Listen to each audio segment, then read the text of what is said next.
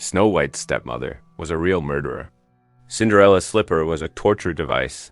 Here's why Disney erased the blood from your childhood. Every childhood ends the same way. A movie night, a blanket, and a glowing screen that promises you a happy ending.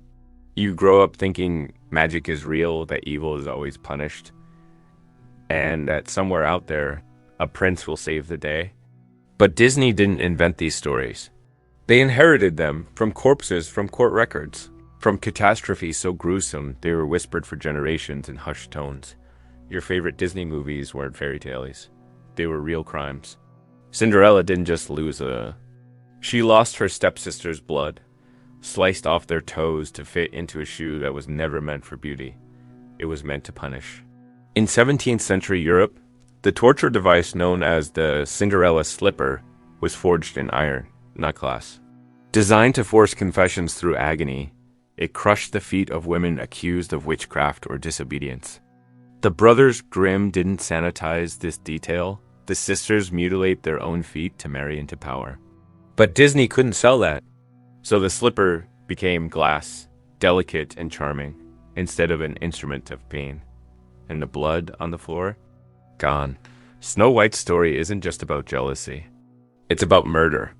Margaret von Waldeck was real. A German noblewoman in the 1500s, poisoned over time by her own stepmother. She was young, beautiful, and stood to inherit a fortune from mining operations that used malnourished child laborers, the so-called dwarfs of local legend. When Margaret tried to speak up about the conditions in those mines, she began falling ill. Slowly, her death was written off as illness, but centuries later. Scientists examined her remains and found arsenic and mercury, poisons used in medieval Europe to simulate natural decline. Her stepmother's obsession with mirrors was historical fact. The magic mirror wasn't fantasy. It was a metaphor for vanity so extreme it could justify killing a child. Disney turned that into woodland creatures, catchy songs, and a kiss from a stranger. The Beast of Gavaudan wasn't a metaphor for stranger danger. It was real. In the forests of 18th century France, over 100 children and women were torn apart by a predator described as a massive wolf, one that walked upright and stalked its prey with terrifying precision. Girls carrying baskets, yes, literal baskets, were the primary targets. They were walking food to their grandmothers when they vanished. Charles Perrault turned their deaths into a bedtime story, Little Red Riding Hood. But the original tale wasn't about a red cloak or a clever wolf. It was about a young girl being tricked into eating her grandmother's remains before being devoured herself. There was no rescue, no axe-wielding hero, just blood, teeth, and a warning. Disney made it a cartoon about being cautious. Hansel and Gretel didn't wander into a candy house. They were abandoned during Europe's Great Famine. When parents left children in the woods because there wasn't enough food for everyone to survive. Between 1315 and 1322, court records across Europe documented desperate families, leading their youngest miles into forests and leaving them with a final meal. Scraps of bread or berries, so the others might live through winter. Cannibalism wasn't invented for shock value. It was documented. Strangers really did lure starving children into isolated cottages, promising food, then killing them. The gingerbread house was a bait trap. The witch wasn't a monster. She was a starving human who had crossed the line. The brothers Grimm didn't make this up. They collected the stories from survivors. Disney erased the famine. It erased the desperation. It kept the breadcrumbs, but not the bones. Then there's Sleeping Beauty. You think it's a romance. It isn't. The original version, written by Jean-Baptiste Bauzile in 1634, wasn't about love at all.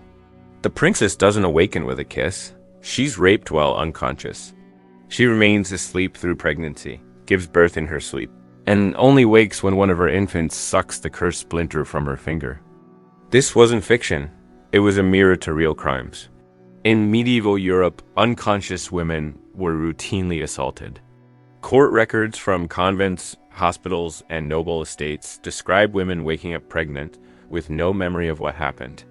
They called it divine intervention, but it wasn't. It was abuse. Disney erased the assault. It turned a violation into a kiss. And Bluebeard? He wasn't a tale of marital curiosity. He was a nobleman, a war hero, a real person named Gilles de Rais, who, after fighting alongside Joan of Arc, went home and murdered over 100 children in his castle dungeons. He targeted the poor, the voiceless, promised work, promised safety, then locked them in rooms where no one was allowed to go. Disney never touched this story. They couldn't, but the parallels seep into films like Beauty and the Beast, a charming, reclusive man in a remote castle, hiding secrets behind locked doors. The real crimes behind these stories were never meant to comfort. They were meant to warn. They told girls not to trust charming strangers. They taught boys that the world wouldn't always save them.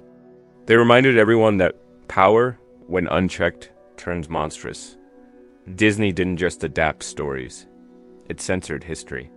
It replaced generational trauma with catchy songs, replaced poison with apples, and turned survival manuals into merchandise. The darkness was real, the blood was real, the crimes were real. You were just never supposed to find out. They told you fairy tales were made up. But fairy tales are what remain after the screams have stopped echoing. They're the bones beneath the floorboards. Stories were told so often the blood gets scrubbed out, but the structure, the warning, is still there. Before Disney gave you fantasy, folklore gave you fear. It was a survival tool. A way for people with no rights, no police, no voice to pass down what the law ignored. Red Riding Hood wasn't told to be cute. She was told because girls kept disappearing in the woods.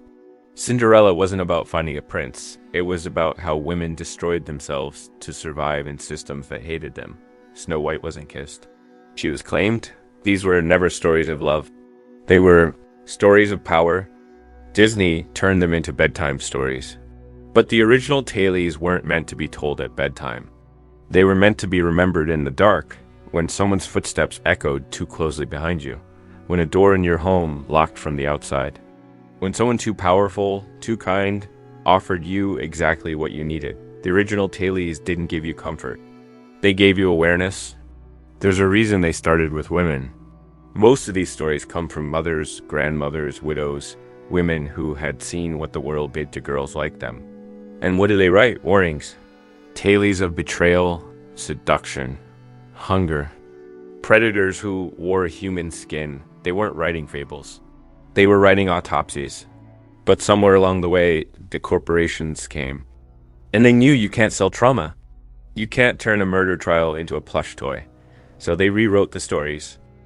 Erased the blood, the horror, the warnings, and replaced them with a lie. That good always wins, that love always saves, that evil wears black capes and not three-piece suits. But the old stories never made that mistake. In the old stories, evil looked like your neighbor. It looked like a stepmother, a nobleman, a prince. Evil was someone who smiled at you before they cut your throat. It wasn't fantasy.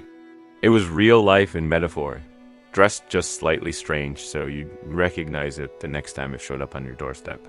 And maybe that's why the original stories scare us more than Disney ever could. Because deep down, we know they were trying to tell us something, that the world isn't safe, that monsters look like men, that power protects itself, and that if you're not careful, the fairy tale ends with you in the oven, you in the coffin, you eating the poisoned fruit. Disney didn't just soften the stories. It made us forget what they were for. But if you read the old versions, if you go back to the places where these stories were whispered through cracked lips over dying fires, you'll find something else. Not just darkness, but a kind of truth that modern stories are too scared to touch. That monsters win. That girls vanish. That no one is coming to save you. Unless you save yourself. You were never meant to feel safe. Not when the stories were first told. Not when the girl vanished in the woods. Not when the child was found at the bottom of a well.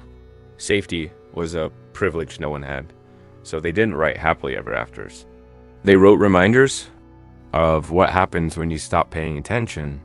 We used to understand that stories could protect us, that they could hide truth inside symbols, wrap horror inside metaphors. That sometimes the wolf wasn't a wolf. He was someone you knew. That sometimes the witch was the only one telling the truth. But we got comfortable. We traded warnings for wonder, truth for toys, horror for hope.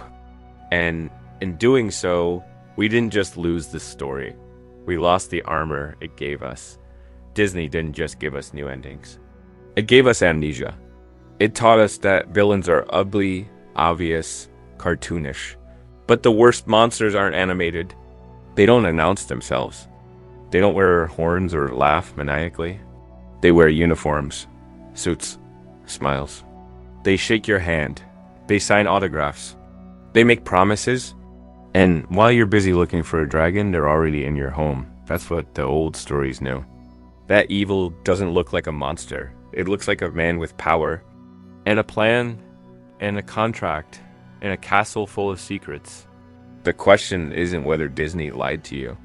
Of course it did. The real question is, how many lies did you mistake for love? And how many of those fairy tales are you still living in? While the real story plays out behind the curtain.